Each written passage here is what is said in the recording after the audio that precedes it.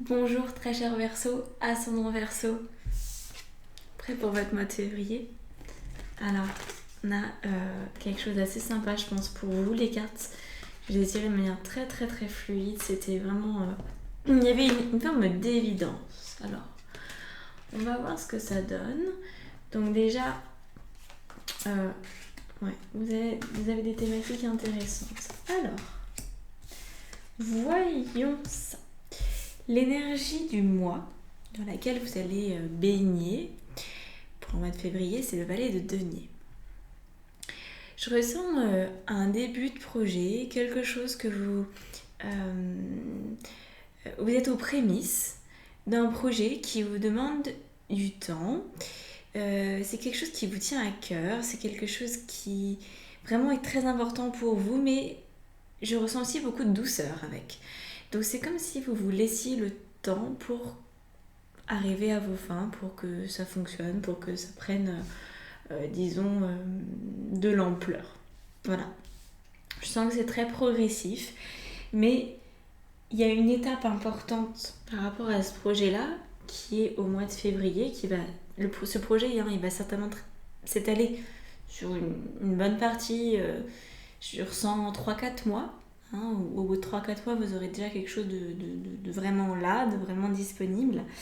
Mais la préoccupation principale de ce mois de février qui va impacter ce projet que vous avez, c'est le détachement. Voilà. Alors, le détachement, il faut le voir de plusieurs aspects. En tout cas, c'est votre préoccupation majeure de vous détacher. Le détachement, en fait, c'est la seule manière d'obtenir des résultats. Je ne sais pas si vous connaissez cette loi. C'est partie des lois de l'univers, donc vous connaissez certainement la loi de l'attraction. Est-ce que vous connaissez la loi de la résonance? Voilà, qu'est-ce que vous connaissez comme loi? Là, c'est en lien avec la résonance. C'est-à-dire que, et l'attraction aussi, ça sont un peu imbriqués de toute façon. Il y a un lien entre les deux. Donc là, il s'agirait pour obtenir ce que vous voulez, de vous détacher du résultat, donc de vous détacher de l'attente en fait du résultat, pour simplement considérer que vous mettez tout en place pour que ça arrive, donc ça va arriver.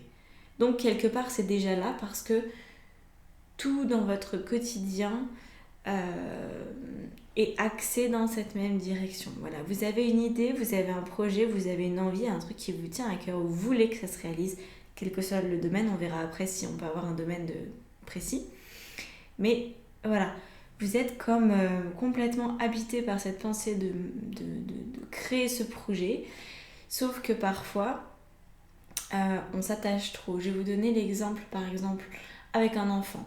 Il y a des parents qui sont hyper maman poule ou papa poule avec leurs enfants et qui les étouffent parce qu'ils veulent que leurs enfants fassent tel type d'études, qu'ils aient tel type de fréquentation, etc. Et du coup, l'enfant, il est perdu et il ne vit pas par lui-même. Là, c'est un peu la même chose avec votre projet, parce que oui, même si c'est votre projet, même si c'est vous qui allez le pondre, le mettre au monde, votre projet a aussi sa vie propre.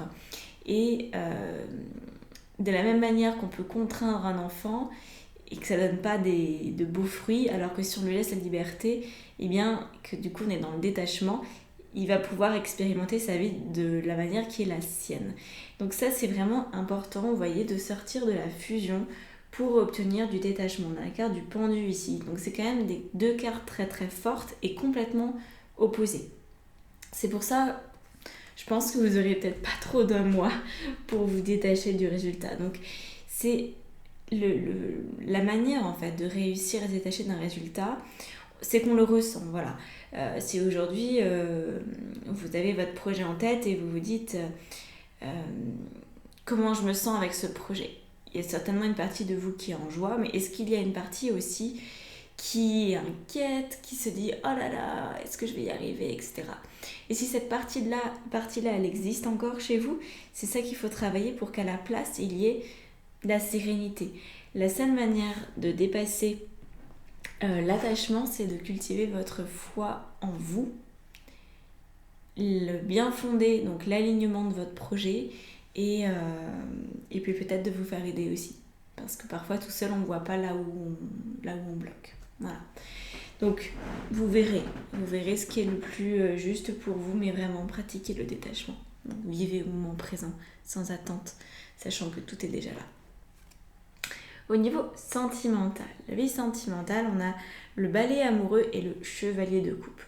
Donc là, on pourrait, je ne sais pas si vous êtes en couple, mais ça nous inspire potentiellement une nouvelle rencontre. Voilà. Pour ceux qui auraient envie de rencontrer quelqu'un, c'est très très probable.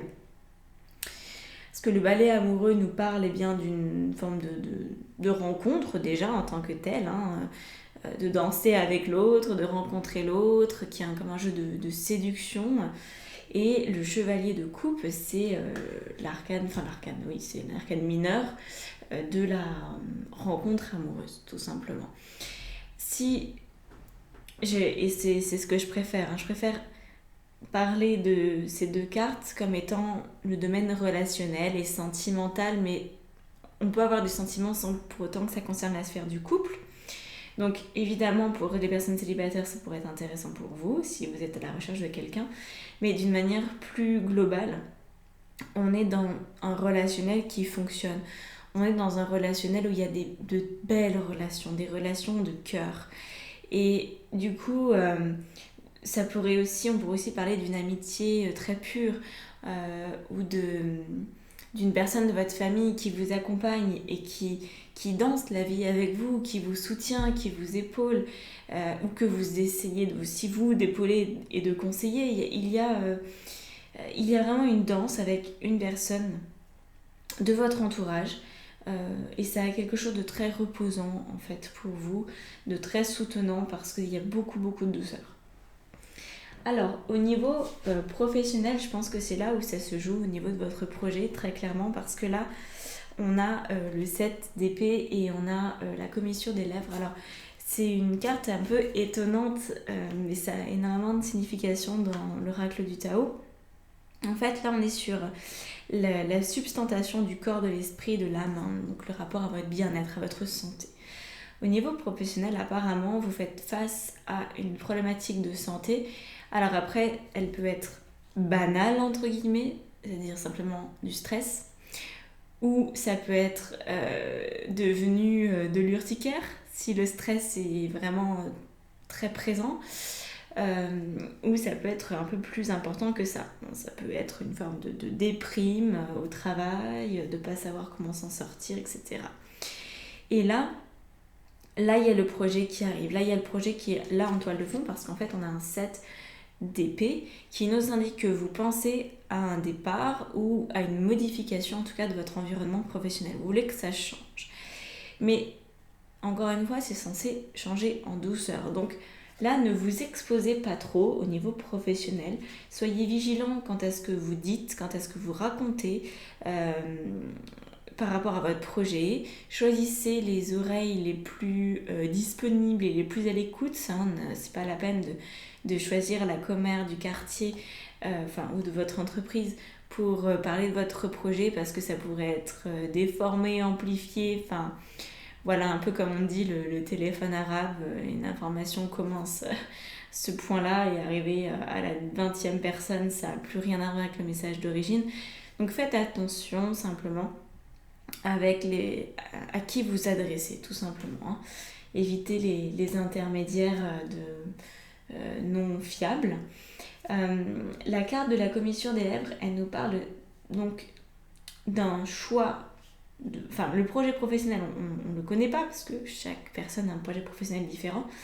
Mais ce qu'on peut ressentir, c'est qu'il est fait par rapport à votre santé, par rapport à votre bien-être, par rapport à votre épanouissement, qui là n'est pas suffisant pour vous. Soit vous souhaitez passer à l'étape supérieure d'un bien-être qui est déjà présent mais vous souhaitez l'améliorer, soit c'est vraiment devenu insupportable et auquel cas faire en sorte que ça devienne réalité d'ici 3-4 mois.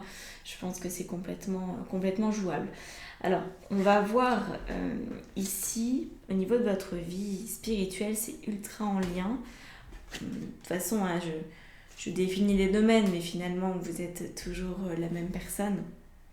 C'est pas parce qu'on a une vie sentimentale, professionnelle, spirituelle qu'on est différent. C'est juste, on essaye séparer, mais en vrai on ne peut pas le séparer un être humain. Donc on a la paix intérieure et on a arcane majeur du chariot. Bon, ça c'est intéressant parce qu'effectivement, je vous disais tout à l'heure, il y a l'histoire de la fusion et du pendu qui était dans la position des cartes de la préoccupation du moi. Et dans votre vie spirituelle, on la retrouve cette préoccupation, mais sous des traits un peu différents. C'est-à-dire que on a un chariot qui est très vindicatif, très conquérant, très capable, fonceur. Et on a la paix intérieure. Ça, c'est le cocktail. C'est-à-dire que c'est l'énergie féminine et l'énergie masculine. C'est de ça dont vous avez besoin pour vous détacher. Si vous attendez un résultat, si vous attendez quelque chose de très précis dans ce que vous allez pouvoir obtenir, alors vous risquez de passer à côté de ça. Ce serait très dommage. Donc dans votre vie spirituelle, on vous engage, on vous implore presque de mettre de la concertation intérieure dans vos prises de décision. C'est-à-dire pas foncer ou pour obtenir des résultats d'une manière un peu bête et méchante. Hein. C'est à celui qui tape le plus fort et puis du coup c'est lui qui l'emporte. Non, c'est pas non plus on reste dans la paix intérieure trop intense trop intense. La paix intérieure peut peut-être pas forcément être trop intense, mais je veux dire avec la dérive d'une paix intérieure qui en fait est une illusion de paix intérieure. C'est-à-dire c'est quand on est complètement dans une espèce de nuage, de flottement, on est très très éthéré, on est très dans la rêverie. Hein. Parfois on apparente ça à un état de paix intérieure alors qu'en fait c'est juste une déconnexion de la réalité. Et là dans votre vie spirituelle vous êtes amené à ce que les deux se rejoignent. Voilà, c'est là que vous pourrez véritablement vous détacher du résultat parce que vous allez vous laisser guider par votre intuition tout en actionnant la partie masculine quand c'est nécessaire, quand c'est juste, quand c'est aligné, encore une fois. On va regarder de suite les solutions et vraiment garder en tête de travailler votre vie spirituelle, de la mettre plus à profit. Donc qu'est-ce que ça veut dire ? Je sais que parfois j'ai ma manière de m'exprimer et c'est pas toujours très compréhensible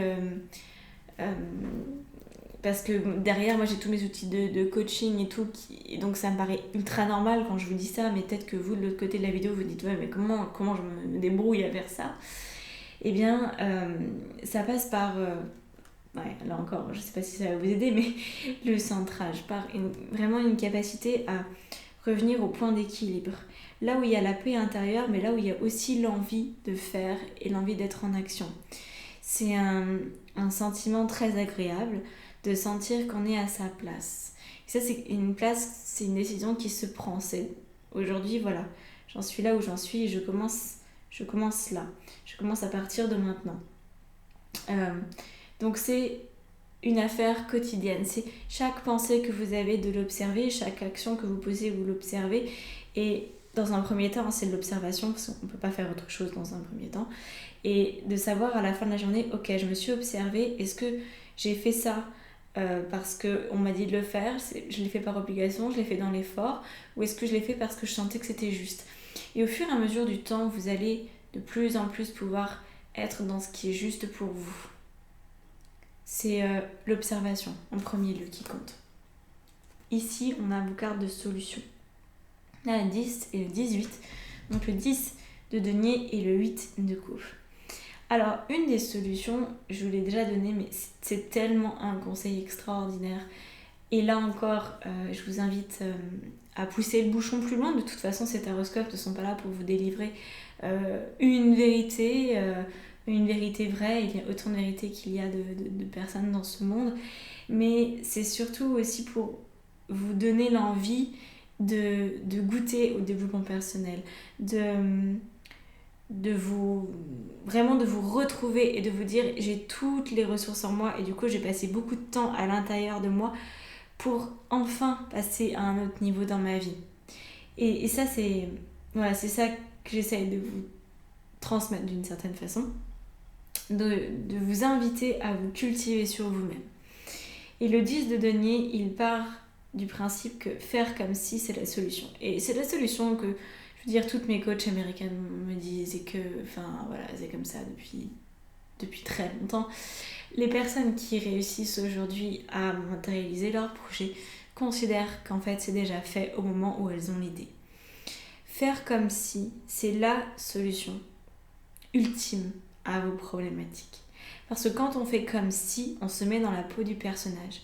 Et c'est pas, on se ment pas à soi-même, on change sa vibration. On change notre fréquence vibratoire. On passe d'une situation où on n'arrivait pas à résoudre notre projet parce qu'on avait une certaine vibration pour passer à une autre vibration de la personne qui a réussi à mettre en place ce projet. Et donc, dès l'instant qu'on change de vibration, l'univers nous envoie exactement ce qui est en lien avec cette fréquence vibratoire. On cesse de ressentir l'échec qu'on pouvait ressentir auparavant parce qu'on a décidé de vibrer la réussite. C'est un choix, c'est une décision d'entreprendre. Il n'y a personne d'autre que vous qui puissiez y arriver. Par contre, il y a des méthodes pour le faire, évidemment. Mais on n'a pas le temps d'en parler ici. Donc, le 8 de coupe. Le 8 de coupe, en deuxième solution, il vient, donc vous vous rappelez, premièrement, faire comme si, deuxièmement, traiter les échecs émotionnels. Enfin, les échecs émotionnels.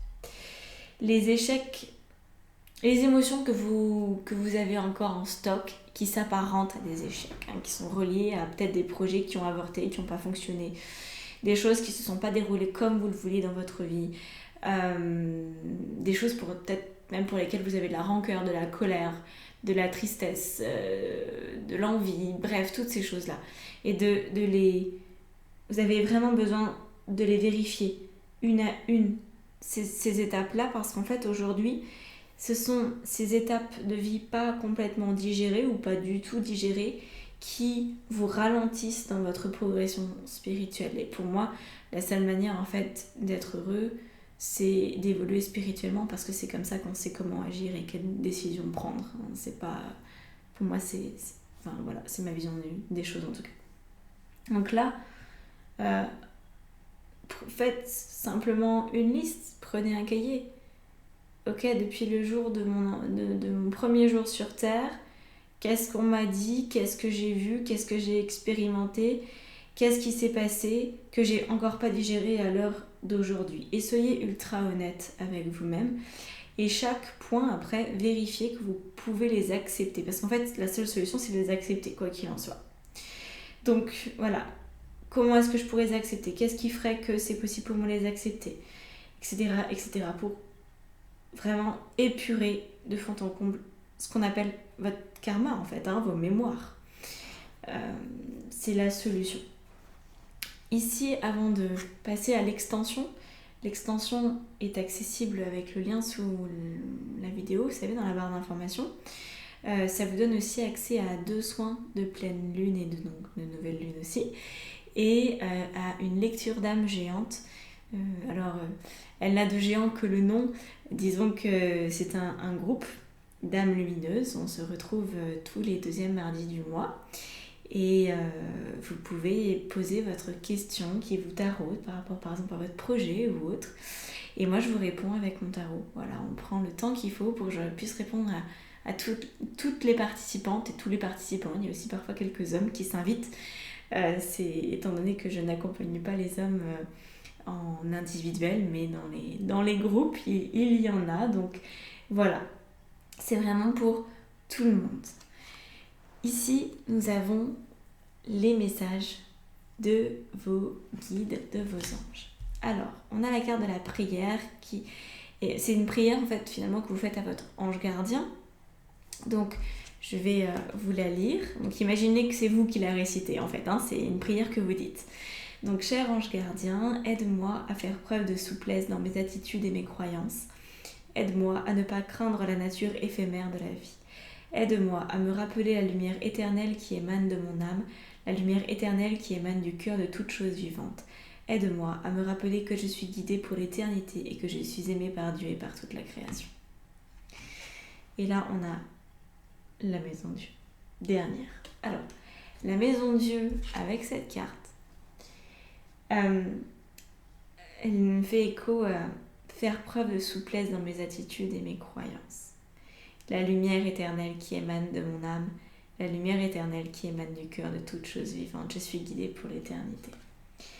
La maison Dieu, c'est la construction de notre ego. C'est l'allégorie de la tour de Babel. J'imagine que tu connais cette histoire. Donc, à un moment donné, l'homme n'est pas censé se mesurer à Dieu. Et parfois, on ne se rend même pas compte qu'on se mesure à la puissance de la vie, mais on le fait quand même d'une manière égotique et très égocentrique parce qu'on croit que c'est la meilleure manière de faire. Donc, ça va engager des comportements qui sont pas très ajustés ou pas du tout ajustés, dans la violence, dans le conflit avec soi-même, dans le conflit avec les autres, où on tient absolument à ce que ce qu'on souhaite se produise, où on est accroché au résultat. Quand dès l'instant qu'on est accroché à un résultat, ça sous-entend qu'on a un ego qui est assez fort. Ça n'a rien de négatif en soi, hein. Je veux dire, c'est très bien d'avoir un ego, c'est utile pour plein d'autres raisons. Mais là, le conseil des guides, c'est souvenez-vous que vous avez une lumière éternelle en vous et que vous n'avez pas besoin de vous battre pour qu'elle existe, cette lumière. Elle est toujours là, vous êtes toujours guidé, vous êtes toujours aimé, vous êtes toujours soutenu. Donc souvenez-vous que c'est là. Et je pense que ça va beaucoup vous détendre par rapport à vos projets. Vous pouvez tout avoir, vous pouvez tout entreprendre, vous pouvez tout réussir quand c'est ajusté, quand ça a du sens pour vous, quand ça respecte vos valeurs et surtout quand vous faites confiance. Quand vous savez que c'est déjà là. Quand vous commencez à vivre comme cette personne qui a déjà tout vit. Voilà. Alors, je vous laisse ici. Il y a toutes les informations pour la suite, que ce soit pour l'extension ou pour tout ce que je peux proposer. Je vous laisse regarder voilà, ce qui fait partie de mes compétences sous la barre d'infos de la vidéo. Et puis on se retrouve bientôt. Je vous souhaite un très très beau mois de février. Il y aura une prochaine méditation que je mettrai en ligne le 5 février. Donc voilà, abonnez-vous à ma chaîne, c'est une manière de me soutenir, c'est peut-être même la seule manière que vous avez de me soutenir. Et c'est très important pour moi, donc si vous pouviez vous abonner, liker ou commenter, poser des questions si jamais vous en avez, hein, c'est possible aussi. Voilà, je vous remercie et je vous souhaite un très très beau mois de février. À bientôt.